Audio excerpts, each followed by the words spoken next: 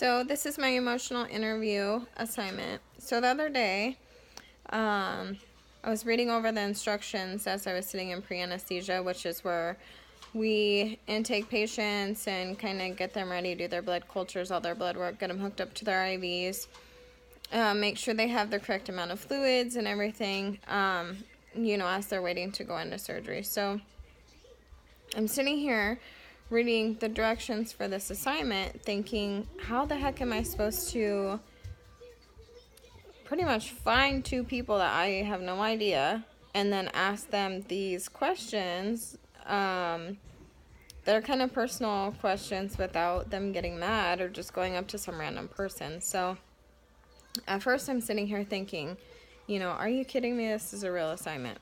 So then, as I'm going through, I got to thinking about it, and I'm like, oh, this is perfect for me, because as I'm sitting in pre-anesthesia, a lot of times I could be sitting there with the patient for an hour, 2 hours, whatever, until they go into anesthesia to get put under before surgery. So, I try to make small talk with them or whatever, so it's not too awkward.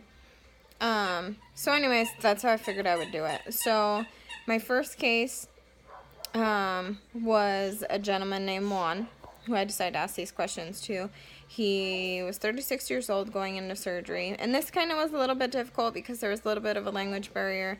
I could speak some Spanish, more like understand it more than speak it, so it was a little hard to ask him. But anyways, so to start out, just ask him how he's doing, try to get him calmed down or whatever, because I could tell that he was really nervous to go into surgery. I asked him what his most embarrassing situation was, and then he got to telling me, and his wife was there with him too, so I think that she thought it was more funny than anything else. But I guess when they first met, I guess they got pregnant pretty soon and stuff like that, and so they were scared to tell her parents, because in the Hispanic culture, I wouldn't say just Hispanic culture, a lot of cultures, you're supposed to get married before having kids. But anyways, so her parents found out she was pregnant before they'd even met him. So basically they said, Lexi, stop it please, that they were going to have a shotgun wedding, is how they described it. And that he went to go ask her family, and it wasn't just her mom and dad, I guess her uncles and brothers and everything were there, if he could marry his wife, because she was pregnant. And I guess he was already so scared to go ask them. And so as he's telling me this, he has kind of like a paranoid look on his face, and he's telling it all serious, and he's being really serious about it, how he was so scared and everything else. And then his wife, was sitting there laughing in the corner. She thinks it's hysterical. So it was great how, to this day, he still doesn't think it's very funny. But I guess when he went to tell them, her family was telling them how pretty much he kind of had to buy her. It wasn't just that he had to marry her, which he did have to marry her, otherwise he was going to be in some sort of trouble, I guess. But they were asking him to bring them a goat and 2 cows. And so Juan is sitting here, I guess he was freaking out about, I guess first of all, he didn't even know where he was going to buy a cow or anything like that. And then second of all, he's sitting there telling me that he only has a car, he doesn't have a truck, so how the heck is he supposed to get them this? And why should they be thinking about a cow and a goat when they have a baby coming? And at first he didn't know if they were serious or they were joking. So then he was seriously on the lookout he didn't think if he brought them these 2 cows and this goat, by time he wanted to marry her, that he wasn't going to be able to marry her, and then he'd be in trouble. I don't know, but I guess that was one of his most embarrassing situations. But come to find out that they were totally joking. After he actually did go buy a goat, apparently. But it was funny how he was serious about it and told it, all like a paranoid look on his face, kind of. But again, like I said, there was a little bit of a language barrier, so his wife sitting there laughing in the corner. And then he said for his most life-changing moment was, I guess, so obviously his wife was pregnant when they had their first son. Shortly after, he said that he kind of lived a little bit of a rough life. More of a part of your life was, you know, not so responsible, didn't really want to settle down, was still kind of hanging out with his buddies and everything. And when he had his son, he was saying literally the first time he got to hold his son, yes, he knew his wife was pregnant, but the first time that he got to hold his son, it was so mesmerizing and life-changing for him. And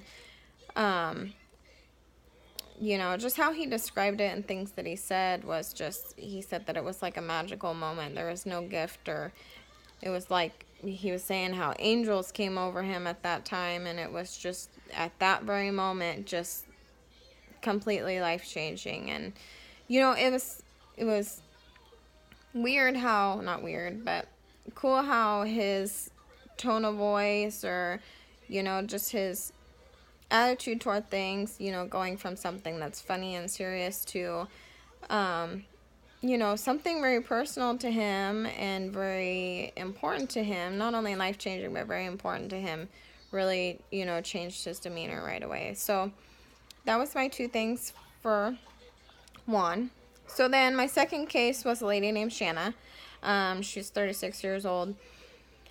You know, again, talking to her, and so, she got to telling me how her most life-changing moment was not so much beneficial like Juan's, but I guess when she was younger, she was in a house fire, and it was, I guess, both of her parents and her grandparents lived with her, and her sisters, and, I guess it was a really, really bad fire. I don't know what she said it was from, but they lost everything.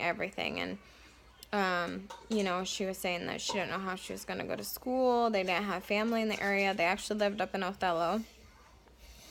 And how, she did have a cat, and that's the only thing that made it out of there. But I guess the house just completely burnt to the ground, and they had nothing, no food, nowhere to go, nowhere to stay. And that she was really young at the time, but she says that she still remembers it like it was yesterday. So now she sees these house fires and stuff like that, and she could just feel for these people, you know. And as she's telling me all the details and stuff to what happened and how it makes her feel, you know, you could really tell that she was, you know, that it happened a lot of years ago, but she was still pretty shook up by it, and that it's something that has definitely impacted her life greatly, you know. And I mean, I could feel for her, you know, working in the emergency, a lot of times, you know, we see stuff like that, or just you see house fires all over, and you know, people that lose their stuff, it's like, it's sad, you know. There's materialistic things, you know, like she was saying, that can be replaced, like your clothes, your furniture, whatever. But there's some stuff like,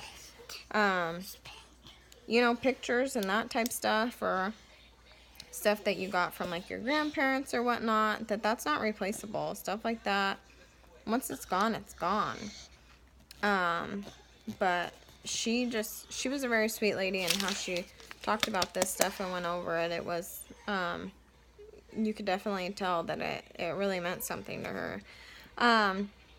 So for her most embarrassing thing, kind of changing the subject because I knew she was getting upset by talking about it, she said that her husband, for her 40th birthday, sent her one of those people, I've only ever seen it on movies, but I guess a guy was dressed as a gorilla and showed up to work and was following her around and dancing and singing.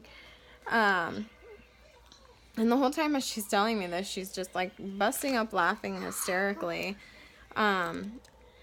You know, how embarrassed she was, and she didn't know. At first it scared her when the gorilla showed up.